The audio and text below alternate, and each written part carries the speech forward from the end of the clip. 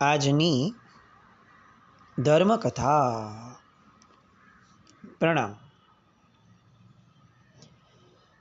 ગઈકાલ સુધી આપણે જોયું કે ગૌતમ બુદ્ધ એમનો જે આખો ઇતિહાસ આપણને ભણાવવામાં આવ્યો છે, સાંભળવામાં આવ્યો છે, શીખવાડવામાં આવ્યો છે, એ ઇતિહાસથી કંઈક અલગ એવો ઇતિહાસ આપણે ત્યાં આપણને પ્રાપ્ત થાય છે. ઘણી બધી વાતો આમ જોવા જઈએ તો બહુ જ મહત્ત્વની, અને આમ જોવા જઈએ તો અત્યારે આપણને કદાચ એટલી મહત્ત્વની ખબર નહીં કેમ નથી લાગતી. આજની આપણી વર્તમાન પરિસ્થિતિની એક દુઃખદાયી અને પીડાદાયી વાત એ પણ છે કે વર્તમાન સાંપ્રત ઇતિહાસકારો, વર્તમાન શિક્ષણ, વર્તમાન જેને મોડર્ન કહી શકાય તેવી વિચારધારાવાળા વ્યક્તિઓ, એમના મતો, આ બધું જ આપણા મત કરતાં અલગ થઈ રહ્યું હોવા છતાં આપણી વર્તમાન જે પ્રણાલિકા છે, જે આપણા વર્તમાનમાં જે નાયકો છે અથવા આપણા વર્તમાનમાં જે વ્યક્તિઓ છે, આપણે બધા એ ક્યારે પણ આપણે પોતાના સિદ્ધાંતોને એસ્ટાબ્લિશ કરવા માટેના પ્રયત્નમાં બહુ એગ્રેસિવ થયા હોય એવું દેખાતું નથી.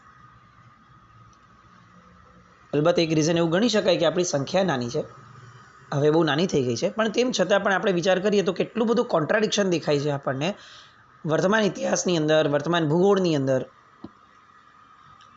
અને આપણે એ દ્રઢ માન્યતાવાળા છે કે આ સર્વજ્ઞ ભગવંતોએ કીધેલું છે, એટલે આમાં મીનમેક ફરક ન હોય.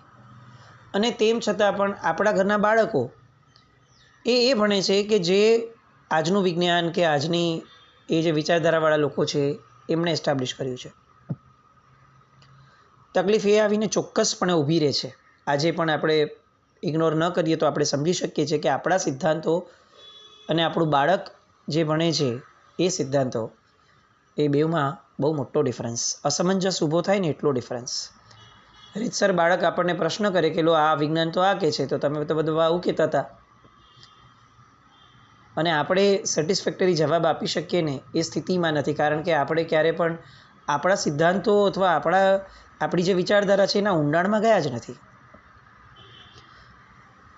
અને એના કારણે બાળકને જવાબ ન આપી શકીએ, બાળક સેટિસ્ફાઈ ન થાય.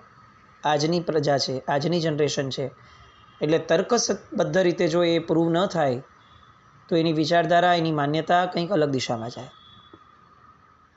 અને એના કારણે એનું જોડાણ એના બાપદાદાના ધર્મ સાથે, એના બાપદાદાની વિચારધારાઓ સાથે, એના કુટુંબની પરંપરા સાથે બહુ જ અલગ થતી જાય. અને ધીરે ધીરે ધીરે યા તો એ કોઈ જ વિચારધારાનો ન રહે, એટલે કે નાસ્તિકતા તરફ જાય, અને યા તો એ આસ્તિક હોવા છતાં પણ કોઈક બીજી વિચારધારાઓમાં લપેટાઈ જાય. આ બધા ઇતિહાસો લેવાનું કારણ આપણું આ છે કે એ બાળક સુધી, એ જનરેશન સુધી આપણે પહોંચાડીએ, આપણે પોતે પહેલાં સમજીએ. કેટલી બધી વાતો આવી, જેમ આપણે બૌદ્ધ ધર્મની વાતો એક લીધી આપણી માન્યતા પ્રમાણે કે આપણે અવેલેબલ સાહિત્ય પ્રમાણેની. એવી એક વાત બહુ જ આપણને પ્રોમિનન્ટલી સાંભળવા મળે છે કે સનાતન ધર્મ એ તો અનાદિકાળથી છે. અને આપણા ધર્મની વાત આવે એટલે આપણને કોઈ પણ પૂછે કે ભાઈ તમારા ભગવાન કયા, તો આપણે એવું કહીને ઊભા રહી જઈએ કે અમારા ભગવાન મહાવીર સ્વામી બાપા. મહાવીર સ્વામી ભગવાનના શાસનમાં અમે રહીએ છીએ. જવાબ સાચો હોવા છતાં કેટલો બધો અધૂરો છે અને કેટલો બધો ઘાતક પુરવાર થાય છે એ એના પરથી સાબિત થાય કે જો મહાવીર સ્વામી ભગવાને આ શાસન સ્થાપ્યું હોય અને આ ધર્મ મહાવીર સ્વામી ભગવાનનો હોય તો જૈન ધર્મની પ્રાચીનતા કેટલી? 2500 વર્ષ, 2600-2700 વર્ષ, ધેટ્સ ઇટ. અને ભગવદ્ ગીતા વગેરે તો 5000 વર્ષ આ લોકો કહે છે, એમના જ ઇતિહાસકારો. તો જૈન ધર્મ એ પ્રાચીન ન રહ્યો આ બીજા બધા ધર્મો કરતાં. આપણા બાળકને આવું શીખવાડવામાં આવશે. આપણે એનો કોઈ વિરોધ નહીં કરીએ, કારણ કે ઘરમાં આવી ચર્ચાઓ જ નથી થતી. અને કલ્પના કરીએ કે આપણા આવતી જનરેશનના મનમાં આપણા ધર્મની ઇમ્પ્રેશન શું. હવે એ ક્યાંક મોટો થાય અને એને કોક મહાત્માના મોઢેથી આવું સાંભળવા મળે કે અનાદિ અનંત કાળથી પરમાત્માનું શાસન, વિતરાગ પરમાત્માનું શાસન ચાલતું આવ્યું છે અને ચાલતું જ રહ્યું છે. એટલે તરત એના મનમાં કોન્ટ્રાડિક્શન ઊભું થાય કે આ તો 2500 વર્ષ જૂનો ધર્મ છે, અનાદિ અનંત કાળ, આ તો સનાતન ધર્મની વાત થઈ. તો એનો મતલબ કે આપણે લોકો આપણી વાતોને બઢાવી ચડાવીને મૂકીએ છીએ. હું આ બહુ પ્રેક્ટિકલ વાત કરું છું. આ અનુભવેલી લોકોની પીડા સાંભળેલી, અને અમે પોતે પણ આ પાઠશાળા વગેરેમાં આ અનુભવ્યું છે કે બાળકો ખરેખર કન્ફ્યુઝનમાં છે. એવું નથી કે એને નાસ્તિક બનવું છે, પણ એને આસ્તિક બનવા તરફનું કોઈ વહેણ જ નથી દેખાતું. એને જે મળે છે એ કંઈક અલગ છે, અને એને જે સાંભળવા મળે છે તે કંઈક અલગ છે. હું એક સિમ્પલ આનું લોજિક કહું કઈ રીતે થાય. આપણે ત્યાં વર્ધમાન સ્વામી ભગવાને શાસનની સ્થાપના કરી. એ સ્થાપના કરતી વખતે પણ આપણે ત્યાં આવું લખાય છે કે ભગવાન સ્વયં પોતે એવું કહે કે આ મારા સિદ્ધાંતો નથી, પરંતુ આ પન્નત્તા એટલે કે સ્થાપિત સનાતન પ્રાચીન સત્ય સિદ્ધાંતો છે. આ શબ્દ આપણે ત્યાં વપરાય છે. આ શબ્દ ન બોલીએ એટલે એનો અર્થ શું થયો કે ભગવાન મહાવીરે પોતાનો ધર્મ સ્થાપ્યો. ભગવાન મહાવીરે એક નવો ધર્મ સ્થાપ્યો. આ નવો નથી, આ અનાદિ અનંત કાળથી કેટલાય તીર્થંકરો, અનંત તીર્થંકરો થઈ ગયા, એ આ જ કરે છે. આ સનાતન સિદ્ધાંતો છે, ભગવાનના સિદ્ધાંતો નથી. તો ભગવાન શું કરે? તો કે ભગવાન અર્થની દેશના આપે. એ અર્થની દેશના પરથી એ ગણધર ભગવંતો જે છે એ સાથે સાથે રહી એ અર્થને સૂત્રના ક્રમમાં ગૂંથે. એટલે અમુક તીર્થંકરોની અપેક્ષાએ અમુક સિદ્ધાંતો કદાચ કેટલાક અલગ થઈ શકતા હોય, પણ અર્થની અપેક્ષાએ સિદ્ધાંતો એ અનાદિકાલીન છે. થયું એવું કે આપણને એવું ભણાવવામાં આવ્યું કે બુદ્ધ જે છે, ગૌતમ બુદ્ધ, એમના સિદ્ધાંતો બહુ વ્યાપક બન્યા, કારણ કે એમના સિદ્ધાંતો એ બહુ જ પ્રેક્ટિકલ હતા. જ્યારે મૂળ હકીકત એ છે કે વર્ધમાન સ્વામી ભગવાન એ તો ગૌતમ બુદ્ધના જન્મ પછીથી થયા. બુદ્ધ જ્યારે 22 વર્ષના થયા ને ત્યારે વર્ધમાન સ્વામી ભગવાનનો જન્મ થયો હતો. હજી તો જો ખરેખર વર્ધમાન સ્વામી ભગવાને પોતાનું શાસન સ્થાપ્યું હોત, પોતાનો ધર્મ સ્થાપ્યો હોત, તો શું એમનો ધર્મ આટલો વ્યાપ્ત બની શક્યો હોત? અને વર્ધમાન સ્વામી ભગવાન જે કુળમાં જન્મ્યા છે એ કુળ ઓલરેડી પાર્શ્વનાથ ભગવાનના પ્રણીત જે ધર્મ છે, શાસન છે, એનાથી રંગાયેલું હતું. આ બધી વાતો છે ને આપણે લોજિકલી લોકો સામે પણ મૂકવી જોઈએ અને આપણને પણ સમજાવવી જોઈએ. બહુ જ ઉપર છલ્લા છીછરા અથવા છબછબિયા કરતાં જ્ઞાનમાં રહેવું એ આપણી બહુ મોટી કમજોરી થઈ ગઈ છે. અને એટલે જ બહારથી લોકો કહી દે કે જો આ આમ છે એટલે આપણે માની લેવું પડે કે બરાબર છે ભાઈ, વિજ્ઞાન કહે છે તો હશે. પૃથ્વી ગોળ છે તો હોઈ શકે ભાઈ. કેટલા બધા સિદ્ધાંતો કે છે પૃથ્વી ગોળ છે, ચાલો માની લીધું. આપણે ત્યાં શું કહેવામાં આવે છે? એપોલો ચંદ્ર ઉપર ગયું હતું, માની લીધું.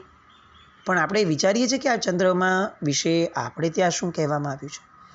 ઇટ ઇઝ નોટ ક્વેશ્ચન કે આપણું ને એમનું. ધ ક્વેશ્ચન ઇઝ કે વિચ ઇઝ લોજિકલ, એ બોલો. હુ ઇઝ રિલાયબલ, એ બોલો. આજનું વિજ્ઞાન શરૂઆતમાં કોરોના માટે કંઈક બોલે, કેટલાક મહિના પછી કંઈક બોલે, કેટલાક વખત પછી કંઈક બોલે. એ બદલાતું વિજ્ઞાન છે આ. જ્યારે અનંત કાળ પહેલાં પણ કેટલાક તીર્થંકર ભગવંતો જે થયા હશે, એમણે જે કીધું હશે એ અનાદિ અનંત કાળ પછી પણ આજે પણ વર્ધમાન સ્વામી ભગવાન તીર્થંકર થાય તો એ જ બોલે, અને અનંત કાળ પછી તીર્થંકર થશે તો પણ સિદ્ધાંતો એના એ જ બોલાશે. Who is reliable? આવી બધી રીતે વાતોને કેટલીક સેન્સમાં મૂકવી બહુ જ આવશ્યક થઈ ગઈ છે, બહુ જ. નહીં તો આપણી આવતી જનરેશનને આપણા સિદ્ધાંતો એ હંબક લાગશે. આવું હોય જ નહીં. તમે દેવદેવીઓની વાતો કરો છો, દેવદેવીઓ દેખાડો, આવું પૂછશે અને આપણી આગળ જવાબ નહીં હોય. અને આપણે બી કહીશું કે એટલે એકચ્યુઅલી કેવું છે કે ભગવાનના સમયમાં ઇલેક્ટ્રિસિટીની શોધ નથી થઈ, તો એ સમયે રાત્રિ ભોજનમાં જીવો બહુ પડતા હશે. હવે તો લાઇટ ને બધું છે, આટલું બધું અજવાળું છે, તો બરાબર છે, આવું થઈ શકે. આપણે પણ આવા ડૂબા જેવી માન્યતાવાળા થઈ ગયા. આપણે જે સિદ્ધાંતને પાડીએ છીએ એ સિદ્ધાંતમાં પણ આપણે દ્રઢ નથી. અંધકાર એ મુખ્ય કારણ હતું, અજવાળું એ કારણ ન હતું રાત્રિ ભોજન ત્યાગનું. અને અંધકાર કે અજવાળું એ સૂર્યને આધારે આપણે ગણીએ છીએ. તમે 5000 ફ્લડ લાઇટ નાખી દો, તેમ છતાં પણ સૂર્યનો 1% ભાગ પણ ઊભો ન કરી શકાય.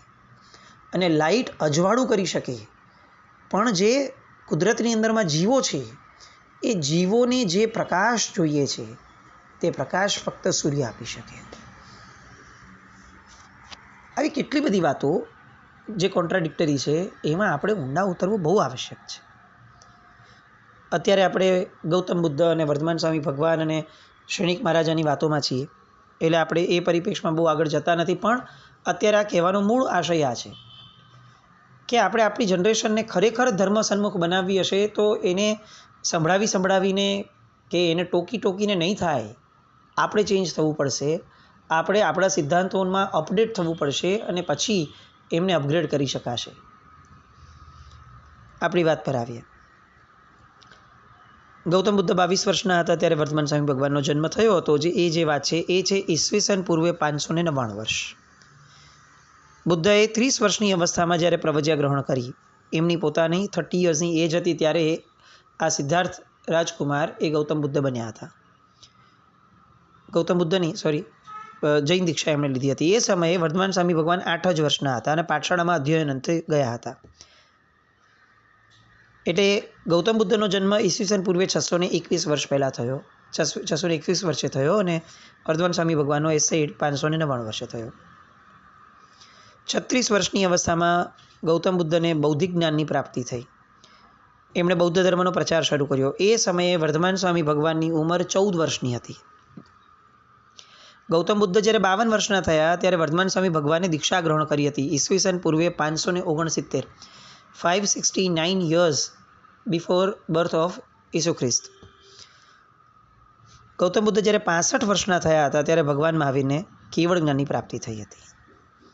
ગૌતમ બુદ્ધને જ્યારે 79મું વર્ષ ચાલતું હતું ત્યારે વર્ધમાન સ્વામી ભગવાન 56 વર્ષ અને 6 મહિનાની આસપાસમાં હતા અને એમને કેવળ જ્ઞાનની પ્રાપ્તિ થઈ 13 વર્ષ અને 5 માસ વ્યતીત થયા હતા. એ સમયમાં વર્ધમાન સ્વામી ભગવાન અને ગોશાળા વચ્ચે જે મતભેદ પડ્યો હતો, એવી જ રીતે એ જ થયું. ગૌશાળાએ જે તેજોલિશા છોડી એ પછીના 5 મહિના પછીથી જમાલી સાથે ભગવાનવાળો જે મતભેદવાળો પ્રસંગ છે જમાલીનો, એ થયો. ગૌશાળાએ વર્ધમાન સ્વામી ભગવાન પર જે તેજોલિશા મૂકી હતી એના તાપથી વર્ધમાન સ્વામી ભગવાનને લોહીખંડ નામનો રોગ થયો હતો અને એ વ્યાધિની પીડા લગભગ 6 મહિનાની આસપાસ એમને પરિતાપ રહ્યો. આ બધો ઈસુ ખ્રિસ્તના જન્મના 541 વર્ષ પહેલાંનો સમય છે. કેટલાક ગ્રંથો ઇતિહાસના, સામાન્ય ઇતિહાસના, એ લોકોએ વર્ધમાન સ્વામી ભગવાનના નિર્વાણનો કાળ ગૌતમ બુદ્ધના નિર્વાણની પૂર્વે જણાવ્યો છે. આ હકીકત જે છે એ સત્યથી ઘણી દૂર છે, કારણ કે ગૌતમ બુદ્ધના નિર્વાણ બાદ 14 વર્ષ 5 માસ અને 15 દિવસ પછી પરમાત્માનું નિર્વાણ થયું હતું. અને આનો એક જે પ્રૂફ, સાબિતી કહી શકાય. ઇતિહાસ હંમેશા પ્રૂફથી ચાલે. એ માન્યતાઓ જે છે એની સાથે આપણે એના પુરાવાઓ મૂકવા પડે.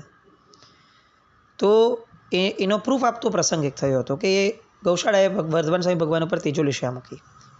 ભગવાન લોહીખંડના વ્યાધિથી પીડાવા લાગ્યા અને એ વખતે વર્ધમાન સ્વામી ભગવાનના કેવળજ્ઞાનની પ્રાપ્તિના 14મું વર્ષે હતું. ભગવાન શૈલિષ્ઠક નામના ઉદ્યાનમાં વિદ્યમાન હતા. ગૌશાળાએ નિરર્થક ઝઘડો કર્યો, પ્રભુને બાળી નાખવા માટે તેજોલિશા મૂકી અને એમનાથી ભગવાન વ્યાધિગ્રસ્ત બન્યા. હવે આવી અસહ્ય બીમારીના કારણે વૈશાખ માસની અંદરમાં મૈઢી નામનું ગામ અને સાલકોષ્ટક નામના મંદિરમાં વર્ધમાન સ્વામી ભગવાન આવ્યા. ત્યારે આ જમાલીવાળી ઘટના બની કે જે ગૃહસ્થવાસમાં ભગવાનના જમાઈ હતા. એમણે ભગવાનના વચનનું ઉત્થાપન કર્યું અને એના કારણે જૈન શાસ્ત્રકારોએ આ ઉત્સુત્ર પ્રરૂપના જે જમાલીએ કરી એના કારણે નિન્નવનું પદ આપ્યું કે એ નિન્નવ હતા. હવે ભગવતી સૂત્રની અંદરમાં એક ઉલ્લેખ આવે છે. ભગવતી સૂત્ર અધ્યયન 15મું 686મી ગાથા. ગૌશાળા અને તેજોલિશા મૂકે લગભગ 6 માસ થવા આવ્યા હતા. વર્ધમાન સ્વામી ભગવાન પાવાપોરીમાં સખત બીમાર પડ્યાના સમાચાર ચારે દિશાએ પ્રસર્યા. મેંઢીએ ગામથી થોડા ગાંવ દૂર એક ઉદ્યાનમાં માલાકુચ્છ નામના ગામ પાસે પ્રભુ વર્ધમાન સ્વામીના શિષ્ય સિંહ મુનિ ઉગ્ર તપશ્ચર્યા કરી રહ્યા હતા. મેંડીએ ગામ નિવાસી પ્રજાજનો દ્વારા પ્રભુ વર્ધમાન સ્વામી ભગવાનના સખત બીમારીના સમાચાર એ સિંહ મુનિએ સાંભળ્યા. સિંહ મુનિને પ્રભુ પ્રત્યે અતિશય અનુરાગ હતો. એ સાંભળતા જ સિંહ મુનિ લાગણીવશ બન્યા. તપોવન ભૂમિનો તરત જ ત્યાગ કર્યો અને વર્ધમાન સ્વામીના નામની માળા જપતા જપતા એક નાના બાળકની જેમ રુદન કરતાં કરતાં પાવાપુરી તરફ માર્ગ તરફ એ ચાલ્યા. એ ચાલતા ચાલતા માલાકાકુચ્છ નામની ગામની પ્રજાએ સિંહ મુનિને જોર જોરથી મહાવીર મહાવીર આવો ઉચ્ચાર કરતા સાંભળ્યા અને રડતા અચાનક આશ્રમનો ત્યાગ કરતા પાવાપુરી તરફ જતા જોયા. એટલે આ માલુકા કચ્છ નામની પ્રજાએ માની લીધું કે સિંહ મુનિના રુદનનો અર્થ એ થયો કે વર્ધમાન સ્વામી ભગવાન કાળ કરી ગયા લાગે છે. એટલે એ પ્રજાએ તરત જ એવી અફવા ફેલાવી કે વર્ધમાન સ્વામી ભગવાન કાળ કરી ગયા છે અને ગૌતમ બુદ્ધને પણ આ સમાચાર ત્યાં પહોંચાડવામાં આવ્યા. આ વાતને આ ઇતિહાસકારોએ અહીંયા ધી એન્ડ કરી અને એવું સમજી લીધું અને એવું લખી દીધું કે વર્ધમાન સ્વામી ભગવાન એ ગૌતમ બુદ્ધની હયાતીમાં નિર્વાણને પામ્યા, જ્યારે હકીકત સાવ અલગ હતી. એટલે આ રીતે ઘણી બધી વસ્તુઓ કે જે આપણે સમજવી જ પડશે. 80 વર્ષની અવસ્થાએ મહાત્મા ગૌતમ બુદ્ધ જે છે એમનો દેહાંત વૈશાખ સુધી પૂનમના દિવસે થયો. એ સમયે વર્ધમાન સ્વામી ભગવાનને લગભગ 58મું વર્ષ ચાલતું હતું. એ પછીના 14 વર્ષ 5 માસ ને 15 દિવસ પછી આસો અમાસની રાત્રિએ દિવાળીએ વર્ધમાન સ્વામી ભગવાનનો નિર્વાણ થયો. એ હિસાબે વર્ધમાન સ્વામીનું નિર્વાણ ઈસવીસન પૂર્વે 527માં 72 વર્ષની અવસ્થાએ આવે છે. આમ આખી જે કાળગણના છે એ કાળગણનાની હકીકત આ છે. ગૌતમ બુદ્ધના ધ્યાન સમયે અજાતશત્રુ એટલે સૈનિક 29 વર્ષના હતા. એટલે 29 વર્ષની વયમાં એમણે જે કર્યું ત્યારે રાજપુત્ર કોણિક અજાતશત્રુ 14 વર્ષનો હતો. એટલે લગભગ 20 વર્ષ સુધી વર્ધમાન સ્વામી ભગવાનના સહવાસમાં રાજપુત્ર કોણિક આવ્યો હતો. આમ શ્રેણિક મહારાજાનું આખું કુટુંબ વર્ધમાન સ્વામી ભગવાનનું પરમ ભક્ત રહ્યું હતું. ચેલણા જે છે એના કારણે શ્રેણિક મહારાજા જૈન ધર્મ તરફ દ્રઢપણે પકડાઈને રહ્યા અને આ ચેલણા જે છે એના સુધી ગૌતમ બુદ્ધની વાતો બહુ પહોંચી નહીં અને જૈન ધર્મ પ્રત્યેનો જે અવિહળ રાગ ચેલણાનો હતો એના કારણે આખું કુટુંબ જે છે શ્રેણિકનું એ વર્ધમાન સ્વામી ભગવાન સાથે જોડાયેલું રહ્યું. અનેક સ્વજનોએ શ્રેણિક મહારાજાના એમાં દીક્ષા પણ લીધી. જેમ કે વર્ધમાન સ્વામી ભગવાનની કેવળજ્ઞાનની પ્રાપ્તિ એમના 43મા વર્ષે થઈ. એ સમયે શ્રેણિકની ઉંમર લગભગ 55 વર્ષની હતી, એટલે કે 12 વર્ષનો ફરક બંનેની ઉંમરમાં હતો. આ સમયે મહારાજા શ્રેણિકને અનાથી જૈન મુનિ જે હતા, મહારાણી સુનંદા અને રાણી ચેલણા આદિ જૈન રાણીઓ તેમજ વર્ધમાન સ્વામી ભગવાન કે જેઓ સાધુ જીવનમાં ઉગ્ર તપશ્ચર્યા કરી હતા અને તેમના તથા શ્રી પાર્શ્વનાથના સંતાન્યા તરીકે વિચરતા સાધુઓના સમાગમે શ્રેણિક મહારાજા ધર્માનુરાગી બન્યા હતા. નિર્વાણપદની પ્રાપ્તિ સુધીના 42 ચોમાસા ભગવાને જે કર્યા એમાં મુખ્યતયા અસ્તિગ્રામ ચંપામાં 3, વૈશાલી અને વાણિજ્યગ્રામમાં 12, રાજગૃહિના નાલંદાપાડામાં 14, ભદ્રિકામાં 2, આલંબિકા નગરીમાં 1, શ્રાવસ્તીમાં 1, વજ્રભૂમિમાં 1 અને છેલ્લું અપાપાપુરીમાં થયું. શ્રેણિક મહારાજાએ ધર્મના પ્રચારની અંદર પણ બહુ જ મોટો રોલ પ્લે એમણે કર્યો હતો. વર્ધમાન સ્વામીના પ્રતિબોધવાથી પ્રભુના સત્સંગમથી શ્રેણિક મહારાજાની પરવાનગીથી શ્રેણિક મહારાજાની 13 રાણીઓએ પ્રવજ્યા અંગીકાર કરી હતી. સુનંદા, નંદમતી, નંદોત્રા, નંદસેના, મહત્તા, સમુરુત્તા, મહામરુત્તા, મરુદેવા, ભદ્રા, સુભદ્રા, સુજાતા, સુમનાની અને ભૂદીપ્તા આ 13 રાણીઓએ સંયમ આરાધ્યો હતો, 11 અંગનો અભ્યાસ કર્યો હતો અને લગભગ 20 વર્ષ પર્યંતનો દીક્ષા પર્યાય પાડી અને તે જ ભવની અંદરમાં મોક્ષ ગતિને પ્રાપ્ત કરી હતી. આ આખું વર્ણન અંતગળ દશાંગ સૂત્રના વર્ગ 7માં 9મા અધ્યયનમાં આવ્યા છે. આ પછી દુર્ગટા નામની એક રાણીએ પણ શ્રેણિકની રજાથી દીક્ષા લીધી હતી. એ પછીથી શ્રેણિકના અવસાન પછી બીજી 10 રાણીઓએ દીક્ષા લીધી, જેમના નામો છે કાલી, સુકાલી, મહાકાલી, કૃષ્ણા, સુકૃષ્ણા, મહાકૃષ્ણા, વીરકૃષ્ણા, રામકૃષ્ણા, પિતૃસેના અને મહાસેન કૃષ્ણા. આ 10 રાણીઓનું પણ વિગતવાર વર્ણન આત્મા અધ્યયનમાં આવે છે. હવે શ્રેણિક મહારાજાના ઘણા પુત્રોએ પણ દીક્ષા લીધી હતી, જેમાં જાલી, મયાલી, ઉવયાલી, પુરુષસેન, વારીસેન, દુર્ગદત્ત, લષ્ટદંત, વિહલ્લ, વેહાસ અને અભય. આ 10માંથી જે પ્રથમ 8 પુત્રો હતા એ મહારાણી ધારિણીના હતા. 9મો પુત્ર વિહાસ જે છે એ ચીલણાનો હતો અને 10મો પુત્ર અભય એટલે કે અભયકુમાર જેને આપણે ઓળખીએ છીએ એ સુનંદાનો પુત્ર હતો. આમ આ 10 પુત્રો વિમાનવાસી દેવ તરીકે ઉત્પન્ન થયા. આ સિવાયના 13 પુત્રો જે ધારિણીની કુક્ષે જન્મ્યા હતા એમણે પણ આત્મકલ્યાણ અર્થે દીક્ષા લીધી હતી. વૈમાનિક દેવલોકને પામ્યા. આ બધું અનુત્તરો વવાઈ નામના 9મા અંગના પહેલા વર્ગમાં આ બધાનું વર્ણન આવેલ છે. સૈનિક મહારાજાના દીક્ષિત થયેલા 23 પુત્રોના લગ્ન એક કરતાં અધિક કન્યાઓ સાથે થયા હતા. એટલે એ બધાની રાણીઓએ પણ તપજપ આદિ ક્રિયા કરી આત્મસાત થયું હતું એનું વર્ણન પણ આવે છે. મેઘકુમાર જે ધારિણી રાણીનો પ્રથમ કુમાર હતો એણે પણ દીક્ષા લીધી હતી. એનું પણ આખું રસિક ચરિત્ર જે સુંદર છે એ ત્રિષષ્ટિ સલાકા પુરુષ, કલ્પસૂત્ર આ બધામાં આવ્યું છે. સૈનિક મહારાજાના નંદીશેણ નામના પુત્રએ પણ દીક્ષા ગ્રહણ કરી હતી અને આત્મકલ્યાણ સાધ્યું હતું. આવો ઉલ્લેખ પણ આવે છે. જૈન ધર્મ વિષયક પ્રશ્નોત્તરી નામના ગ્રંથમાં આ પ્રમાણે બધી વાતો દર્શાવી છે. ઘણા રાજાઓ જે ગૌતમ બુદ્ધના ભક્ત હતા એ પાછળથી વર્ધમાન સ્વામી ભગવાનનો ઉપદેશ સાંભળી જૈન ધર્મમાં આવ્યા હતા. કારણ કે મહાવીર ભગવાને પહેલાં 16 વર્ષ અગાઉ બુદ્ધે કાળ કર્યો હતો. એટલે ગૌતમ બુદ્ધના મરણ પછી મહાવીર કેવડીપણે વિચર્યા અને તેમના ઉપદેશથી કેટલાક બૌદ્ધ ધર્માનુરાગી બનેલા રાજાઓ જૈન ધર્મ અંગીકાર કર્યો હતો. આપણે જ્યારે નિર્વાણ શબ્દ વાપરીએ છીએ ત્યારે ફક્ત વર્ધમાન સ્વામી ભગવાનને સુયોગ્ય જ છે. ગૌતમ બુદ્ધનું નિર્વાણ શબ્દ જે છે એ ગૌતમ બુદ્ધની અને આજના ઇતિહાસકારોની અપેક્ષાની જ વાત છે. બાકી નિર્વાણ એ કેવળ જ્ઞાન પછીની જ ઘટના શક્ય છે. નિર્વાણ કલ્યાણક છે જે તીર્થંકર પરમાત્માઓ સાથે જોડાયેલું છે. એટલે અહીંયા જે ગૌતમ બુદ્ધ માટે નિર્વાણ શબ્દ વપરાયો છે એ મૃત્યુને અર્થે જ સમજવો. કારણ કે એ બધા પરિનિર્વાણ, મહાનિર્વાણ આ બધા શબ્દો એમણે પણ એમના પોતાના ઇતિહાસકારો દ્વારા વપરાવ્યા છે. હવે જે રાજાઓ છે કે જે લોકો વર્ધમાન સ્વામી ભગવાનના પ્રવચનથી એમના પ્રતિબોધથી પ્રેરાઈ અને જૈન ધર્મ સ્વીકારે છે એવા 38 અલગ અલગ રાજાઓ એ બધાના નામ અને શ્રાવક શ્રાવિકાઓ એ બધાના નામો અને એ બધાની હવે વાર્તાઓ સૈનિક મહારાજા પછીની જે આખી ક્રમમાં રાજાઓની જે વાતો આવે છે સાથે સાથે યુગપ્રધાન આચાર્યોની પણ વાતો આવે છે પેરેલલ.